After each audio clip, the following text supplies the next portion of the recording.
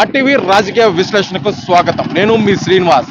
ప్రకాశం జిల్లా కేంద్రమైనటువంటి ఒంగోలు నియోజకవర్గంలో రాజకీయ వేడి ప్రారంభమైంది. ఎన్నికల నోటిఫికేషన్కి ఇంకా కొద్ది సమయం ఉన్నప్పటికీ కూడా ఇరు పార్టీ అభ్యర్థులు ఎన్నికలు బరాబరిలో తిరుగుతున్నారు. అదేవిధంగా స్థానిక శాసనసభ్యుడు మాజీ మంత్రి అయినటువంటి బాలినేని శ్రీనివాసరెడ్డి నగరాన్ని వీడి కొన్ని నెలలు అవుతుంది. ఈ రోజు తిరుగు ప్రయాణంలో ఉన్నారు.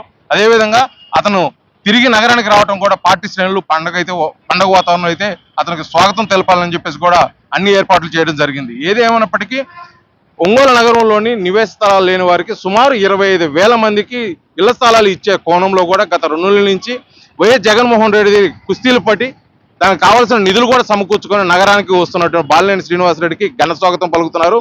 ఇదే ఎజెండా తోటి ఇదే ఊపుతోటి 2024 ఎన్నికలకు సిద్ధమవుతున్నాము. ఖచ్చితంగా నేను ప్రజల్లోకి ఇదే ఎజెండా తోటి వెళ్ళి నేనైతే ఓట్లు సాధించి ఘన విజయం సాధిస్తానని చెప్పేసి కూడా బాలినేని శ్రీనివాసరెడ్డి అదేవిధంగా వారు వర్గీయులే తెలియజేస్తున్నారు.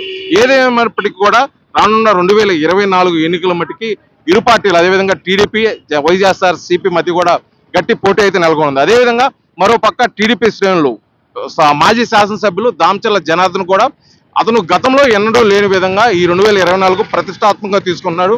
గట్టి పోటీనిస్తాను, ఎట్టి పరిస్థితుల్లో ఆ విజయం అనేది వదిలిపెట్టము.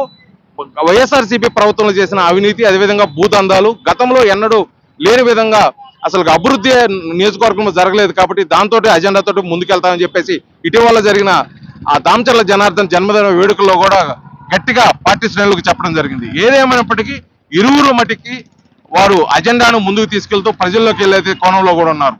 ఇటు బాలినేని శ్రీనివాసరెడ్డి అటు దామచర్ల జనార్దన్ ఎవరికి వారు గెలుపై ధీమా వ్యక్తం చేస్తున్నప్పటికీ కూడా బాలినేని శ్రీనివాసరెడ్డి కేవలం ఇళ్ల స్థలాలు అదేవిధంగా నగరంలో జరిగిన అభివృద్ధిని ఎజెండాగా ముందుకెళ్తుంటే అటు దామచర్ల జనార్దన్ టీడీపీ నుంచి నగరంలో జరిగిన అవినీతి భూదందాలు అదేవిధంగా మాజీ మంత్రి వర్యులు బాలినేని శ్రీనివాసరెడ్డిపై వచ్చిన అవినీతి ఆరోపణలతోటి ముందుకెళ్తున్నారు.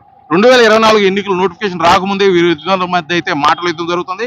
అదేవిధంగా పార్టీ శ్రేణులు గెలుపుపై గురిపెట్టి ఎవరికి వారు విజయం వైపు నడిచే విధంగా పార్టీ శ్రేణులు అయితే పాములు కదుపుతున్నారు. అదేవిధంగా ఇప్పటికీ కూడా పార్టీ శ్రేణులతోటి ఆ బాలినేని శ్రీనివాసరెడ్డి అటు హైదరాబాద్ లోను దామచర్ల జనార్దన్ ఇటు పార్టీ కార్యాలయంలో కూడా సమావేశం నిర్వహించి రానున్న 2024 ఎన్నికలకు ఏ విధంగా ముందుకెళ్ళాలి, ఖచ్చితంగా గెలుపు సాధించిన మటుకి ఇరు పార్టీలు అయితే మటుకి ఇరు పార్టీ అభ్యర్థులు అయితే మటుకు కూడా ముందుకు వస్తున్నారు. ఇటువంటి నేపథ్యంలో ఎవరు బరిలో ఉంటారు, ఎవరికి విజయం దొరుకుతుంది, ఎవరు అపజయం పాల్గొతున్నది కూడా ప్రజలు అయితే ఇటీవల కాలంలో పెద్ద చర్చనాంశమైంది. ఏదేమైనప్పటికీ 2 నెలల తర్వాత బాలినేని శ్రీనివాసరెడ్డి నగరానికి రావటం భారీ స్వాగత ఏర్పాట్లు అయితే పార్టీ శ్రేణులు చేస్తున్నారు. అదేవిధంగా కూడా ఇటీవల కాలంలో జరిగిన దామచర్ల జనార్దన్ టీడీపీ నుంచి అతను జన్మదిన వేడుకల్లో కూడా అతను పార్టీ గెలుపుపై కూడా ధీమా వ్యక్తం చేయడం మొత్తానికైతే 2024 ఎన్నికల్లో ఒంగోలు నియోజకవర్గం హాట్ టాపిక్ గా నిలవనుంది. గతంలో ఎన్నడూ జరగని విధంగా కూడా ఇక్కడ ఎన్నికలు జరగబోతున్నాయని చెప్పేసి కూడా రాజకీయ విశ్లేషకులకు తెలియజేస్తున్నారు. వీడియో జర్నలిస్ట్ లక్ష్మణ్తో శ్రీనివాస్, ఆర్టీవీ, ఒంగోలు, ప్రకాశం జిల్లా.